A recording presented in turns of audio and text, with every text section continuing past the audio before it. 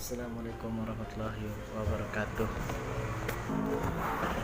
Nama saya Diki Darmawan dari NPM 2021020196 dari Fakultas Syariah Program Studi Hukum Tata Negara. Di sini saya akan menjabarkan tentang tayamum. Apa itu tayamum? Tayamum adalah bersuci menggunakan debu suci untuk berwudu atau sedang berhalangan seperti di perjalanan ataupun sedang sakit, maka sah baginya untuk melaksanakan sholat dengan menggunakan debu sebagai alat untuk berwudu.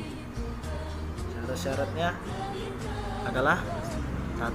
Apabila seseorang tidak menemukan air akan digunakan untuk berwudu atau untuk mandi junub atau mandi dari haid atau mandi dari nifas. Hal ini berlaku hanya bagi orang yang memang tidak menemukan air sama sekali. Yang apabila ia menemukan air akan tetapi ia tidak dapat menggunakannya karena ia dalam keadaan sakit, yang dalam artian sakitnya tersebut akan bertambah parah jika terkena oleh air.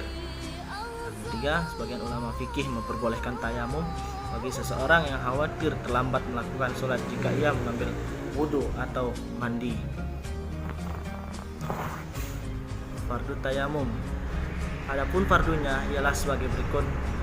Yang pertama, niat orang yang hendak melakukan tayamum haruslah berniat terlebih dahulu karena hendak melakukan sholat atau sebagainya, bukan semata-mata untuk menghilangkan hadas saja, sebab sifat tayamum tidak dapat menghilangkan hadas, hanya diperbolehkan untuk melakukan sholat karena darurat. Kedua, mengusap muka dengan tanah. Yang ketiga, mengusap kedua tangan sampai siku. Yang keempat, tertib, artinya mendahulukan muka daripada tangan. Hal-hal yang membatalkan tayamum adalah: salah satu yang membatalkan tayamum ialah semua yang membatalkan wudu, yaitu keluar sesuatu dari dua pintu atau dari salah satunya. Yang kedua, hilang akal. Yang ketiga, bersentuhan antara kulit laki-laki dan perempuan yang sama-sama dewasa. Yang keempat, memegang dan menyentuh kemaluan, kobul atau dubur.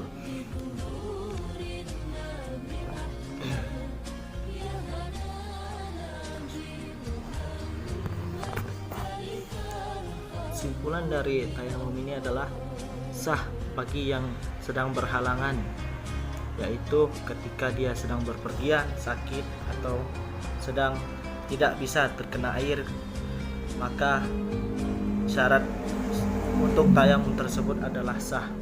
Demikian dari saya untuk tentang tayamum. Saya akhiri. Wassalamualaikum warahmatullahi wabarakatuh.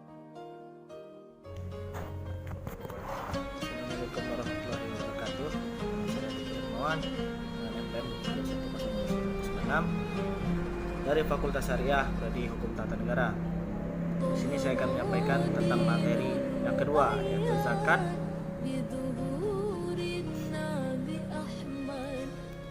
Sebagai berguna untuk ujian akhir sekolah, ujian akhir semester. Yang pertama, setiap orang muslim mengakui bahwa zakat merupakan salah satu penyangga tegaknya Islam yang wajib ditunaikan. Zakat adalah hukum Islam yang ketiga, diwajibkan di Madinah pada tahun kedua Hijriah. Namun ada yang berpendapat bahwa perintah ini diwajibkan dengan perintah kewajiban sholat ketika Nabi Muhammad berada di Mekah. Zakat menurut bahasa yaitu tumbuh dari tambah kata zakat yang digunakan untuk ungkapan pujian, suci, kesolehan, dan berkah. Syekh Taqiyuddin berkata, lafaz zakat secara bahasa menunjukkan arti tumbuh. Di dalam bab Al-Maghni karangan Ibnu Qodmah Abu Muhammad bin Abu Qurtubi mengatakan zakat berasal dari kata zaka atau bersih, nama tumbuh dan berkembang, dan zadah dan ziyadah pengembangan harta. Secara kriminologis berarti hak yang wajib dari harta yang banyak, atau yaitu harta yang mencapai nishab untuk diberikan kepada kelompok tertentu, yaitu mereka yang berhak mendapatkan sebagian dari harta tersebut. Firman Allah Subhanahu wa taala yang artinya, apabila zakat dari sebagian harta mereka, dengan zakat itu kamu membersihkan dan mensucikan mereka. Surat At-Taubah ayat 103. Mazhab Maliki mendefinisikan dengan mengeluarkan sebagian yang sampai nisab atau batas komunitas yang mewajibkan zakat kepada orang yang berhak menerimanya, dengan catatan kepemilikan itu penuh dan mencapai haul dalam setahun, bukan barang tambang dan bukan juga pertanian. Dari definisi di atas tentang makna zakat yang dikemukakan para ulama di atas, maka penulis dapat memasukkan zakat dalam harta yang dimiliki orang muslim yang apabila sudah mencapai nisabnya, maka wajib dikeluarkan zakatnya dan mau diberikan pada mustahik sesuai dengan perintah Allah SWT. Hal ini dijelaskan dalam Al-Quran bahwa dalam harta orang kaya terdapat bagian yang merupakan bagian hak orang miskin. Islam telah memberi tuntunan kepada umat manusia, dan ini salah satu bentuk cara hidup sosial yang peduli sesama manusia, di mana zakat merupakan jembatan untuk memperdekat hubungan kasih sayang antara umat manusia dan membuktikan bahwa Islam itu bersaudara dan saling menolong. Seseorang muslim yang mengeluarkan zakat akan dapat membersihkan dirinya dari sifat kikir dan dosa. Dia akan mendapat berkah dalam hartanya, keluarga dan peninggalannya. Begitu juga orang muslim yang memberikan zakat, dia akan membersihkan dirinya dari dosa dan dari harta yang haram. Yang kedua, dasar hukum zakat. Dasar hukum zakat atau dalil-dalil yang berkenaan dengan zakat banyak terdapat dalam Al-Quran dan hadis, yang artinya, dan orang-orang yang beriman lelaki dan perempuan sebagian mereka adalah menjadi penolong bagi sebagian yang lain. Mereka menyuruh mengerjakan yang ma'ruf, mencegah dari yang munkar, mendirikan sholat, menunaikan zakat, dan mereka taat pada Allah dan Rasulnya, maka itu akan diberikan rahmat oleh Allah. Sesungguhnya Allah Maha Perkasa lagi Maha Bijaksana. Quran Surat At-Taubah ayat 71. Macam-macam zakat. Yang pertama zakat fitrah, merupakan zakat jiwa. Zakat al-nafs, yaitu kewajiban berzakat bagi setiap individu, baik untuk orang yang sudah dewasa maupun yang belum dewasa.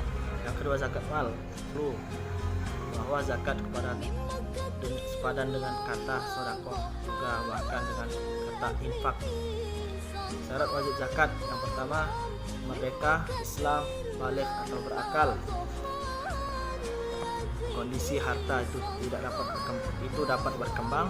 Kondisi harta sampai nisab, kepemilikan yang sempurna terhadap harta berlalu selama 1 tahun, genapnya 1 tahun adalah syarat untuk zakat tanaman dan buah-buahan. Tidak ada utang lebih kebutuhannya pokok. Jadi kesimpulan dari zakat adalah setiap muslim yang baligh atau berakal yang mampu wajib menunaikan zakatnya, karena sebagian harta dari kita sangat dibutuhkan oleh orang-orang yang tidak mempunyai atau fakir miskin. Jika menolak menunaikan zakat sama halnya dengan memberikan satu di antara 5 hukum Islam, melanggar sistem masyarakat Islam, dan dimusuhi kaum muslim secara terang-terangan. Perbuatan seperti itu dianggap sebagai provokasi yang keji terhadap orang miskin dan orang-orang yang membutuhkan bantuan yang lainnya durhaka kepada Allah. Bukti kemunafikan dan tidak adanya kejujuran terhadap agama Allah meskipun ia rajin sholat dan selalu berzikir.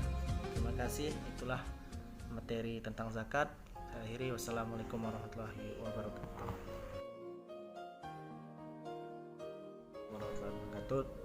Nah, mohon dari saya, Bupati Kota Negara, membacakan materi tentang imsak yang bertujuan untuk memenuhi syarat-syarat nilai ujian akhir semester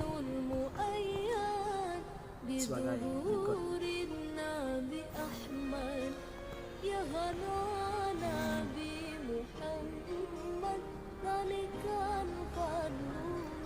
Jadwal imsak yaitu menurut para ulama yaitu jarak antara Nabi sahur dan melaksanakan sholat subuh. Berdasarkan hadis tersebut, para ulama menafsirkan dengan perkiraan durasi 10 menit antara sahur dan sholat subuh, yang mana itu didapatkan dari hasil perkiraan subuh dengan 10 menit berdasarkan dari hasil percobaan dalam membaca 50 ayat Al-Quran. Durasi 10 menit ini secara membaca tempo takbir yang tidak terlalu cepat dan tidak terlalu pelan, dan ayat dibaca tidak terlalu panjang dan tidak terlalu pendek. Metode yang lebih aplikatif dalam penentuan waktu imsak adalah dengan mengurangkan waktu awal waktu subuh dengan 10 menit, karena dengan memakai metode ini dapat dimudahkan masyarakat dan dapat menyeragamkan seluruh jadwal imsakiah di Indonesia sesuai dengan daerah masing-masing. Akan tetapi sesungguhnya itu bukan ketetapan mutlak, karena berbeda dengan materi muhaidin hazin yang mengacu pada ketinggian matahari. Beliau memperkirakan membaca 50 ayat Al-Quran adalah 8 menit yang sama dengan 2 derajat sehingga menghasilkan tinggi matahari 22 derajat. Dan itulah acuan yang digunakan dalam menentukan durasi imsak. Dalam penerapan ihtiyah 10 menit yang diambil atau berdasarkan pada hadis Nabi Muhammad SAW yang menjelaskan bahwa beliau membaca 50 ayat antara sahur dengan sholat subuh yang telah jadi kebiasaan beliau. Kemudian dalam analisis fikihnya dan jika dilihat dari ilmu qawaid al-fiqhiyah, hal ini dikategorikan dalam kaidah al-adah al-muhakkamah, yaitu suatu adat atau kebiasaan oleh umat muslim secara terus-menerus dan tidak menimbulkan kemafsadatan dan tidak menghilangkan kemaslahatan. Kesimpulan dari materi ini adalah bahwa perkiraan antara imsak sebagai waktu pada bulan Ramadan untuk memperhatikan menjadwalkan waktu ketika sholat subuh dengan antara sahur dengan sholat subuh, yaitu perkiraan dengan waktu 10 menit. Itulah yang bisa saya sampaikan. Apabila ada kekurangan dan kesalahan saya mohon maaf, karena setiap manusia pasti mempunyai kesalahan.